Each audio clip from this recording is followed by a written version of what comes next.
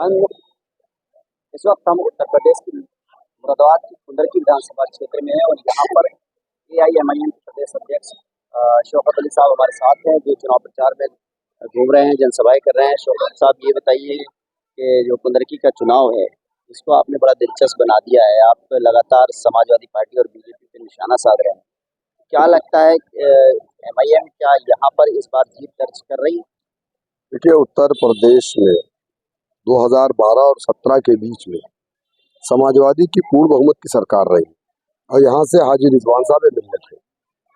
पूरे कुंदरकी विधानसभा में आप घूम रहे होंगे, मैं भी घूम रहा हूँ। मुस्लिम इलाकों में न सड़क है, न स्कूल है, न अस्पताल है। ये किसकी जिम्मेदारी है? हमारे वोट को सौदागर तुम हो, हमारा वोट लेते तुम हो। 90% मुसलमान वोट देता तुम्हें है, लेकिन डेवलपमेंट के नाम पर सारा डेवलपमेंट सैफई में होता है। दूसरी चीज, मौजूदा जो बीजेपी के यहाँ से प्रत्याशी हैं, उनकी हुकूमत 7-8 सालों से उत्तर प्रदेश में है। कुंदरकी में क्या विकास हुआ? कितने डिग्री कॉलेज खुले, कितने मेडिकल कॉलेज खुले, कितने महिलाओं के लिए आपने अच्छे इंस्टीट्यूट की स्थापना की? नहीं है, जीरो। इन लोगों ने विकास के नाम पर कुछ नहीं किया। भाजपा वाले तो कह रहे हैं कि हमने चुनाव से पहले ही 400 करोड़ का पैकेज जो है कुंदरकी के विकास के लिए दे दिया है मुख्यमंत्री। झूठ बोल रहे हैं, झूठ बोल रहे हैं। प्रधानमंत्री आवास विकास योजना ग्रामीण में आप मुझे बताइए कि कितने मुसलमानों को घर मिला? शहरी में आपने दिया, ग्रामीण में आपने मुसलमानों को नहीं दिया, जीरो। ये बताइए, भाजपा के जो प्रत्याशी हैं वो भी टोपी ओढ़ के प्रचार में जुटे हुए हैं, आप भी टोपी ओढ़ के प्रचार में जुटे हुए हैं, और बाकी समाजवादी पार्टी के हैं वो भी टोपी ओढ़ के प्रचार में जुटे। ये मुस्लिम मतदाता पर ही सबकी नजर है। देखिए, ये जो मेरी टोपी है ना, ये मेरे सर का ताज है, ठीक है। और जो उनकी टोपी है ना, वो मेरे ताज को छीनने की कोशिश है, समझे ना। वो आज टोपी पहन रहा है, 5 साल तक हमको टोपी पहना के घुमाते।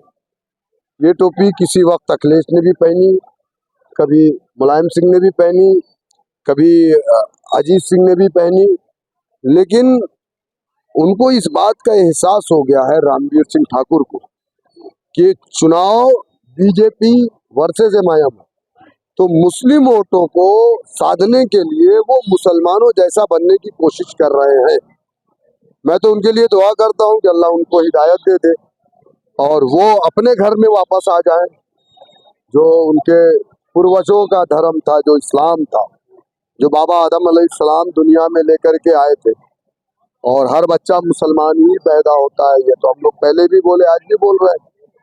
तो मुझे उम्मीद है कि इस तरीके से उनका हृदय परिवर्तन हो रहा है। एक तरफ तो योगी जी हमारी मस्जिदों को बंद करने की, उनके लाउडर को बंद करने की तकरीर कर रहे हैं महाराष्ट्र में कि हमने वो 5 वक्त में जो हल्ला गुप्पड़ होता था, शोर शराबे बंद करा दिए, बाकी 5 वर्षों में जो बचे हैं वो भी बंद करा देंगे।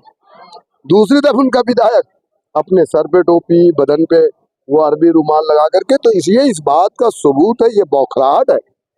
उनको ये एहसास हो गया है कि यहाँ 65% मुसलमान है, और मुसलमान अगर पूरा वोट अपना डाल दे एक पार्टी को, तो 2 MLA उस पर जीत करके आए। ये बताइए कि असदुद्दीन ओवैसी साहब आखिरी दिन ही क्यों आएंगे चुनाव प्रचार में? 18 को चुनाव प्रचार खत्म हो रहा है, उसी दिन उनकी 2 जनसभाएं पश्चिमी यूपी में आपने लगाई है।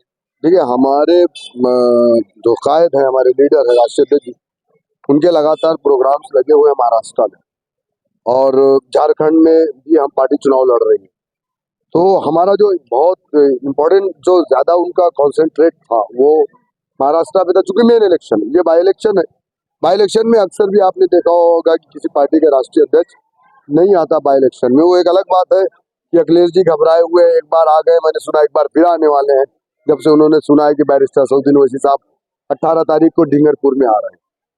तो हम लोगों ने उनसे रिक्वेस्ट की, हाफिज वारिस साहब ने भी उनसे बात की, हमारी रिक्वेस्ट को उन्होंने एक्सेप्ट कर लिया।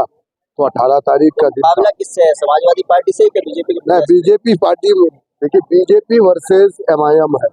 अच्छा, समाजवादी पार्टी मुकाबले से बाहर है।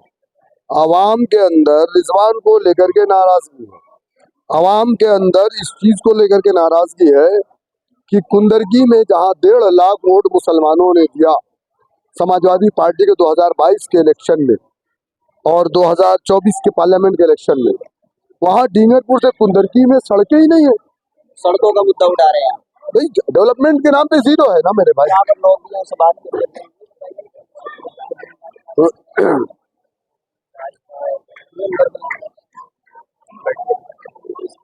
आजा आजा मंदिर करें।